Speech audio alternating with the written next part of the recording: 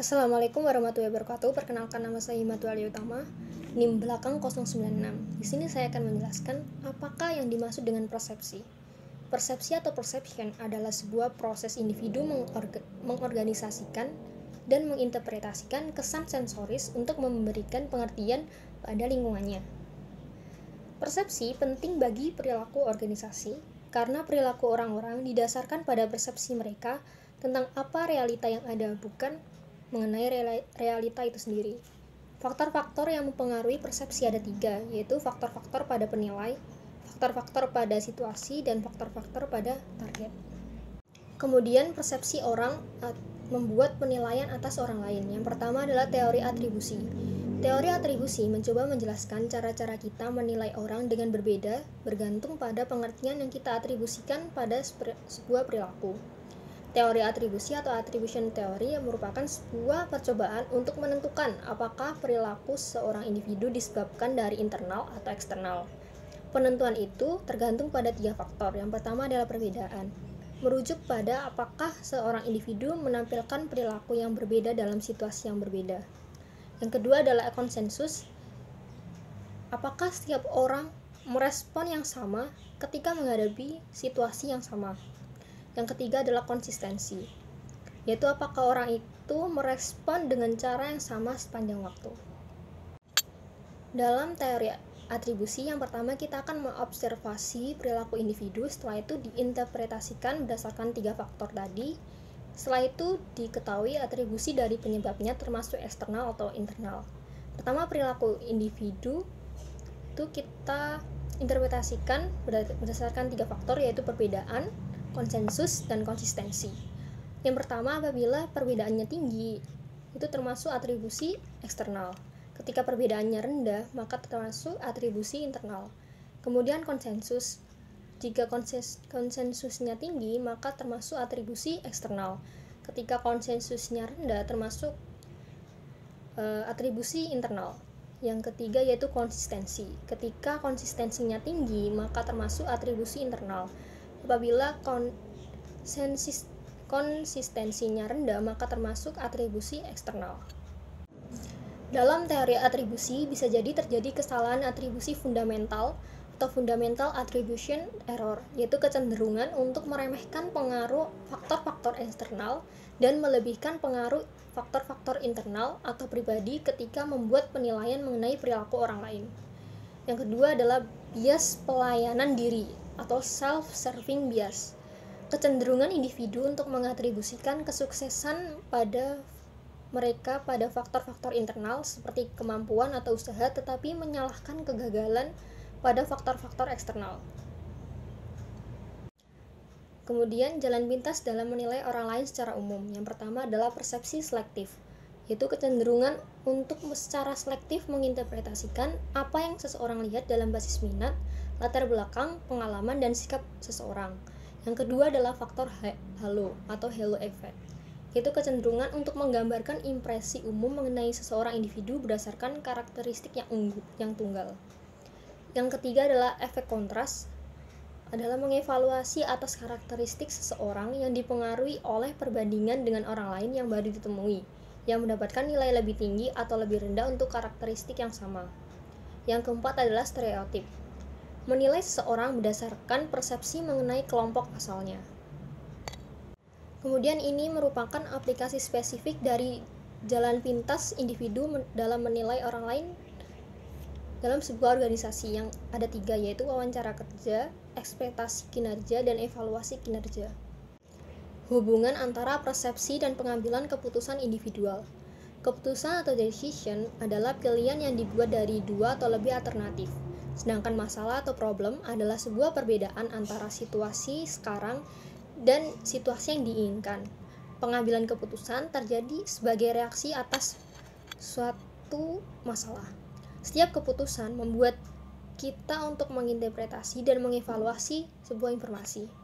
Kita umumnya menerima data dari banyak sumber yang perlu kita saring, proses, dan interpretasi.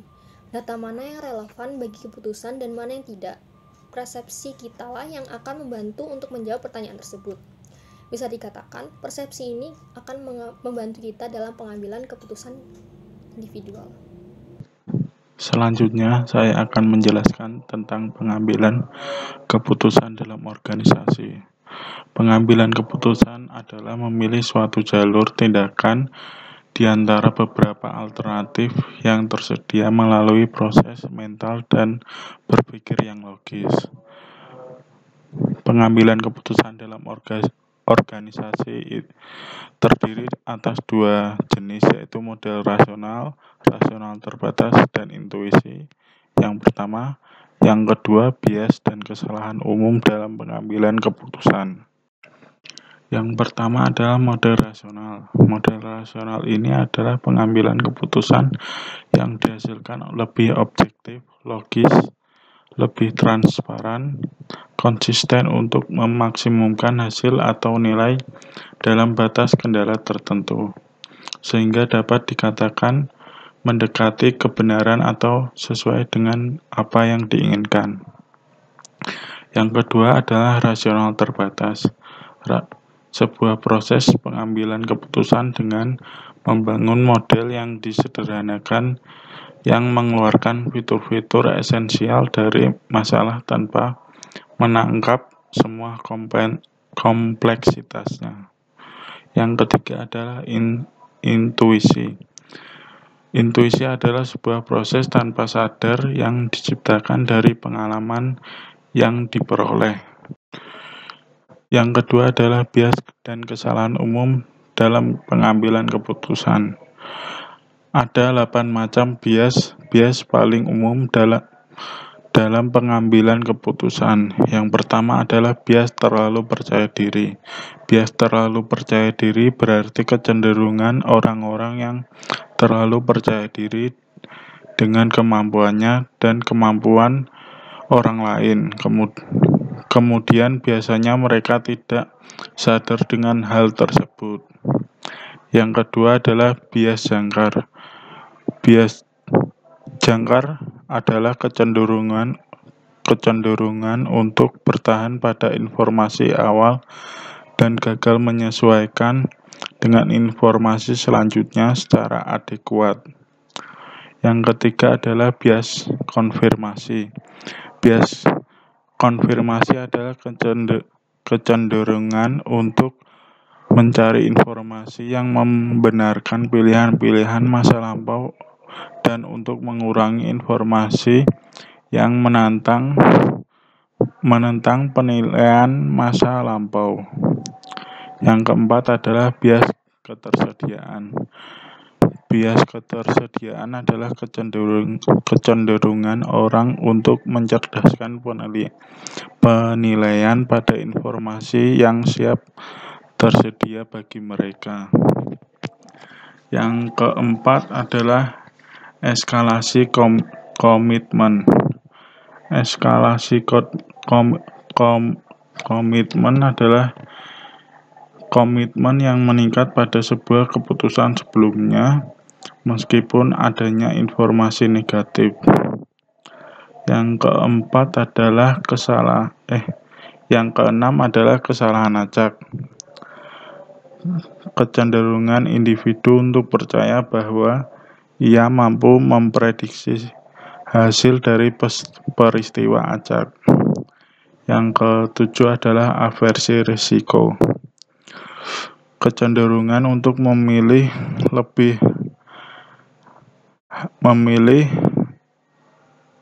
hasil yang pasti dan dari jumlah yang menegah daripada hasil yang lebih beresiko, bahkan sekalipun hasil yang lebih beresiko itu memiliki ekspektasi payoff lebih tinggi. Dan yang terakhir adalah bias retrospeksi. Kecenderungan orang yang salah dalam mempercayai sesudah hasil dari suatu peristiwa sebenarnya diketahui bahwa seseorang tadinya akan dapat memprediksinya secara akurat. Selanjutnya akan dilanjutkan oleh Anggi.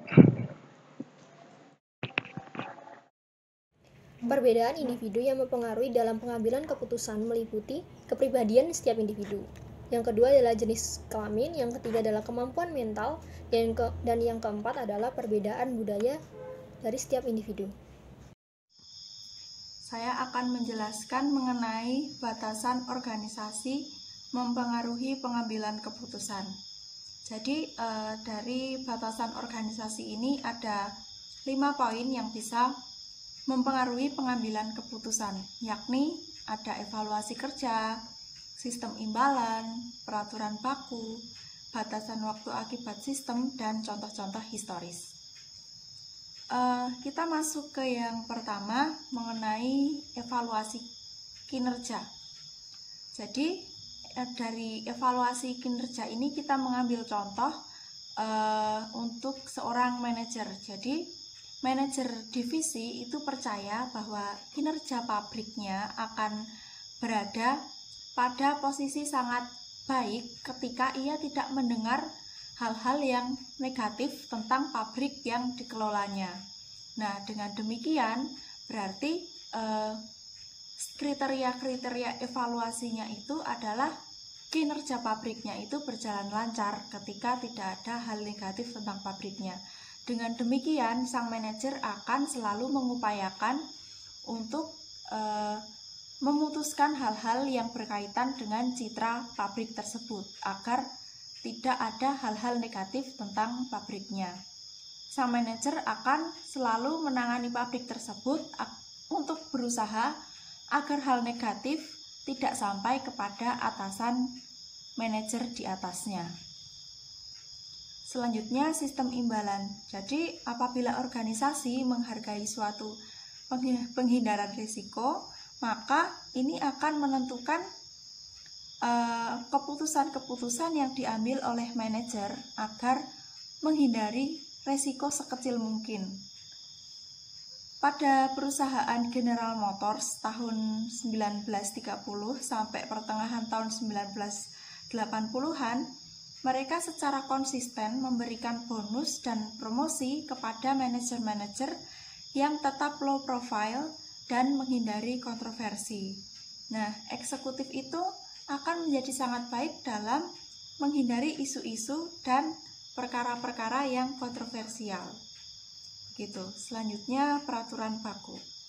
Nah, kebanyakan organisasi ini membuat peraturan dan kebijakan-kebijakan untuk memprogram keputusan dan mengarahkan para pekerjanya bertindak sesuai harapan. Dan mereka membatasi pilihan-pilihan keputusan agar menjadi lebih sedikit. Dengan demikian, para pekerjanya tidak memiliki pilihan untuk menentukan keputusan-keputusan yang lain. Sebagai contohnya, auditor yang mereka dibatasi oleh peraturan-peraturan tertentu, dasar-dasar profesi mereka untuk membuat sebuah keputusan opini. Selanjutnya, batasan waktu akibat sistem. Jadi, hampir setiap keputusan yang penting-penting itu muncul dalam waktu yang sangat sedikit. Jadi, ada deadline yang harus segera dipenuhi oleh keputusan-keputusan tersebut. Sebagai contoh, laporan yang mengenai produk baru itu harus sudah siap untuk ditinjau oleh komite eksekutif pada tanggal pertama di bulan itu. Nah, kondisi-kondisi ini sangat menyulitkan para manajer jika mereka kesulitan untuk mendapatkan seluruh informasi mengenai divisinya untuk mengambil sebuah keputusan. Selanjutnya, contoh historis. Jadi, keputusan itu tidak diciptakan dalam ruang vakum, maksudnya tidak diciptakan asal-asalan. Setiap keputusan pasti memiliki suatu konsep. Nah, keputusan individu itu sebagai poin penting dalam arus pilihan dibuat di masa lalu dan masih mengikuti sampai pilihan-pilihan yang dibuat di masa sekarang. Hampir semua keputusan yang dibuat pada saat ini itu berdasarkan keputusan-keputusan yang diambil pada masa-masa sebelumnya. Sebagai contoh, penentu terbesar ukuran anggaran tahun ini adalah ukuran anggaran pada tahun lalu. Nah, pilihan-pilihan yang dihasilkan tahun ini merupakan hasil dari pilihan-pilihan yang dihasilkan tahun lalu. Selanjutnya, etika pengambilan keputusan. Nah, di etika pengambilan keputusan ini kita mengenal 3 hal. Yang pertama, utilitarianisme. Yang kedua, membuat keputusan konsisten dengan kebebasan dan hak-hak fundamental. Dan yang ketiga, menanamkan dan mendorong aturan-aturan dengan adil dan netral. Yang pertama, utilitarianisme. Jadi utilitarianisme ini menyarankan pengambilan keputusan hanya berdasarkan outcome atau keluaran. Nah, idealnya keputusan itu menghasilkan hal yang paling baik di dalam jumlah yang paling besar juga. Nah, ini sangat mendominasi pengambilan keputusan-keputusan bisnis biasanya. Karena ini sangat konsisten dengan efisiensi dan produktivitas serta laba tinggi. Lalu, pada utilitarianisme ini kelebihannya adalah pada pencapaian efisiensi dan produktivitas. Selanjutnya pada yang kedua, mengenai membuat keputusan konsisten dengan kebebasan dan hak-hak fundamental. Jadi di bagian ini sangat mengedepankan sekali pengambilan keputusan berdasarkan hak-hak asasi individu, seperti hak atas privasi, kebebasan berbicara, dan proses-proses yang pantas. Nah, kriteria-kriteria ini sangat melindungi whistleblower atau orang-orang yang melaporkan praktik-praktik tidak etis yang dilakukan pemberi kerjanya kepada pihak luar. Nah, ini melindungi orang-orang yang jujur seperti itu. Namun tentu saja ada kelemahannya, nanti akan dibahas. Yang ketiga, tentang menanamkan dan mendorong aturan-aturan dengan adil dan netral. Nah, hal ini dilakukan untuk memastikan keadilan atau distribusi yang merata dan manfaat dan biaya. Nah, umumnya anggota-anggota serikat pekerja sangat menyukai pandangan ini karena adil memberikan upah yang sama untuk pekerjaan yang sama. Nah, dan ini menggunakan senioritas sebagai penentu utama dalam keputusan PHK. Jadi para serikat pekerja sangat menyukai pandangan ini karena dirasa adil dan netral. Namun, apakah ada kelemahannya? Tentu saja ada. Setiap kriteria ini memiliki keuntungan dan kewajiban. Nah, jika berfokus pada utilitarianisme saja, memang akan mendorong efisiensi dan produktivitas, akan tetapi ini menyerempet beberapa hak-hak individu. Nah, utilitarianisme ini seperti yang tadi dikatakan, kelebihannya adalah pencapaian efisiensi dan produktivitas. Nah, sementara kelemahannya ini ada hak-hak individu yang terkesampingkan karena lebih mengutamakan kepada pencapaian efisiensi dan produktivitas serta laba tinggi. Tentu saja ada yang dikorbankan, yakni hak-hak individu. Selanjutnya, jika menggunakan pandangan yang kedua tentang melindungi individu dari cedera dan konsisten, ini sangat baik karena kelebihannya ini ada perlindungan terhadap individu-individu dari kecelakaan karena mengungkapkan hal yang tidak etis yang dilakukan oleh pemberi kerjanya. Ini tentu saja sangat berbahaya. Makanya dengan adanya pandangan yang kedua ini mereka sangat terlindungi. Namun adakah kelemahannya? Tentu saja ada. Karena pasti tidak bisa dipungkiri akan ada suasana-suasana yang tidak nyaman di lingkungan pekerjaan, dan itu juga memakan banyak waktu yang terbuang sia-sia. Sebenarnya ya tidak sia-sia karena itu mengurus mengenai ketidaketisan para pemberi kerja, namun tetap berefek pada kurangnya produktivitas dan efisiensi di lingkungan pekerjaan gitu. Lalu pandangan yang ketiga, jika berfokus pada keadilan melindungi kepentingan yang kurang diwakilkan dan kurang berkuasa, ini sangat bagus karena adanya perasaan adil dan merata agar mereka para pekerja itu mendapatkan upah yang sama dengan job desk yang dilaksanakan. Nah, kelebihannya ini adalah perlindungan pada individu-individu yang lemah. Nah, ada juga kelemahannya, yakni mengurangi inovasi, produktivitas, dan pengambilan resiko. Kenapa? Karena merasa semuanya sama, diberi gaji yang sama, tetapi produktivitas itu kurang karena gajinya sama, tidak ada daya saing seperti itu. Selanjutnya, ada sebuah riset etika perilaku yang menekankan pentingnya budaya dalam pengambilan keputusan etis. Nah, ada beberapa standar global untuk pengambilan keputusan etis yang cukup kontras antara bagian Asia dan Barat.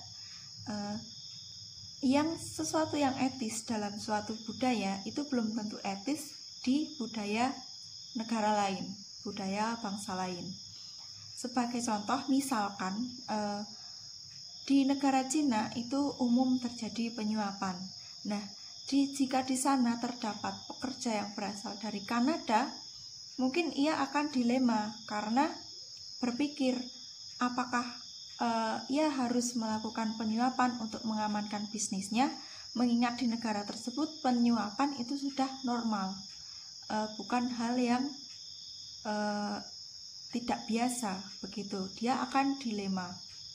Nah, tanpa adanya sensitivitas pada perbedaan budaya dalam mengartikan aturan etis, maka organisasi-organisasi ini bisa mendorong perilaku yang tidak etis, bahkan tanpa mereka ketahui. Selanjutnya, kreativitas, pengambilan keputusan kreatif dan inovasi dalam organisasi. Nah, ini ada 3 hal, yaitu perilaku kreatif, penyebab perilaku kreatif, dan keluaran dari kreatif itu sendiri. Ini merupakan model 3 tahap dari kreativitas. Yang pertama kita bahas mengenai perilaku kreatif. Nah, perilaku kreatif ini memiliki 4 tahapan. Yang pertama, formulasi masalah. Yang kedua, pengumpulan informasi. Yang ketiga, pemunculan ide. Yang keempat, evaluasi ide. Yang pertama, formulasi masalah. Formulasi masalah ini merupakan tahap pertama dalam perilaku kreatif, yaitu tahap mengidentifikasi masalah atau peluang yang belum ada solusinya. Jadi masalah-masalah itu diidentifikasi karena belum ada solusi-solusi atau jalan keluar yang diketahui. Selanjutnya yang kedua, pengumpulan informasi. Nah, pengumpulan informasi ini tahap perilaku kreatif ketika mengumpulkan solusi-solusi yang memungkinkan. Contohnya ketika kita bertemu orang-orang yang lebih expert di bidangnya, kita mencari mentor, kita mencari teman partner yang bisa memberi saran mengenai permasalahan tersebut, sehingga jalan keluar bisa lebih mudah dicari. Selanjutnya yang ketiga adalah pemunculan ide. Nah, ini merupakan proses kreatif di mana kita mengembangkan solusi-solusi yang mungkin atas sebuah masalah dari informasi-informasi yang sudah kita gali tadi sebelumnya. Selanjutnya, evaluasi ide. Nah, evaluasi ide ini merupakan proses perilaku kreatif di mana kita mengevaluasi solusi-solusi yang potensial.